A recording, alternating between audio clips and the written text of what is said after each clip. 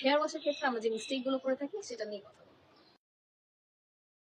ভালো মতো কম না করে ডিট্যাঙ্গেল না করে আমরা হেয়ার ওয়াশ করতে চলেছি, কখনোই করা যাবে না। আমাদের ভুলটা আমরা করে থাকি সেটা হচ্ছে শ্যাম্পু ডাইলিউট না করে ডিরেক্ট স্ক্যাল্পে ইউজ করে ফেলি। আমাদের স্ক্যাল্পের সংস্পর্শে আসে তখন আমাদের স্ক্যাল্পটা ইরিটেট হতে পারে। আমাদের নেইল ইউজ করে থাকি, যখন আমরা শ্যাম্পু দিয়ে স্ক্যাল্পটা মাসাজ করছি তখন নেইলস একেবারে ইউজ করা যাবে না। সেটা হচ্ছে অনেকেই মনে করে থাকেন যে যত বেশি শ্যাম্পু দেবো তত বেশি হেয়ার ক্লিন হবে।